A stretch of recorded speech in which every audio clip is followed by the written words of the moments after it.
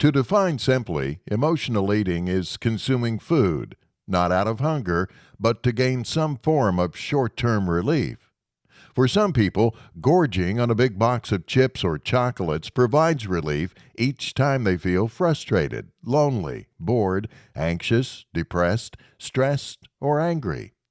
Emotional eating can result to excessive eating, that in turn can lead to gaining excess weight. Experts say that 75% of overeating cases is a direct response to emotions. This book is intended to equip you with the necessary skills to curb emotional eating in 30 days.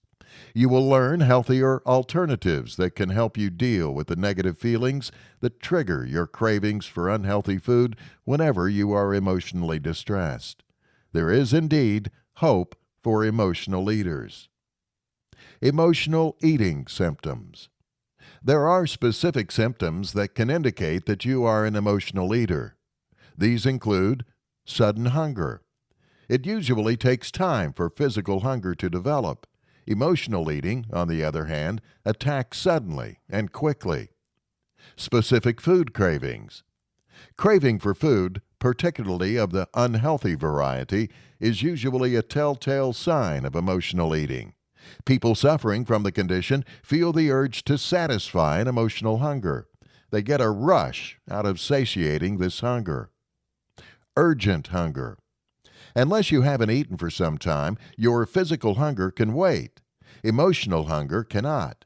It needs to be satisfied immediately, and it would make you resort to unconventional things such as rushing to the nearest convenience store late at night or ravaging through your child's chocolate box. Hunger associated with unwanted emotions.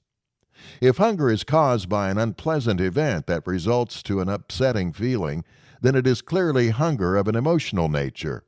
Physical hunger and emotions are not linked in any way. Unconscious eating. Normally, you are mindful of what you are doing when you eat out of hunger. However, when you suddenly realize that you are already helping yourself to some food, even if you don't feel hungry, then it may be caused by an emotion. Continuing to eat, even if you are already full. You can satisfy physical hunger without stuffing yourself to the brim. Eating just enough is not sufficient to curb emotional hunger. Hunger not in the tummy. The emotional craving is focused on specific food tastes and textures. This is not the case with physical hunger. Feeling guilty after eating. Nourishing your body should not cause feelings of guilt or regret. Now, if you feel some guilt after eating, it may only be because you know that you have eaten not only for nourishment and to curb your hunger. Tip number 1. Dissect your emotional eating habit. If you have, in a way, used food to feel better and to fill an emotional void, then you have probably experienced emotional eating. This includes making room for some dessert, even if you are already full, or reaching for a tub of ice cream the moment you feel sad or distressed. Occasionally treating yourself to some goodies to celebrate a minor achievement or as a form of reward is not bad. However, it becomes unhealthy if you use it to cope with your negative emotions. Remember, emotional hunger can never be satiated with food.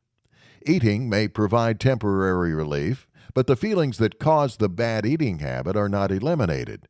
In many cases, the extra calories you consumed will only make you feel worse. To complicate matters even more, you forget how to cope with your emotions the healthy way. When you start gaining weight, the feeling that you are powerless over your food cravings and your emotions will set in.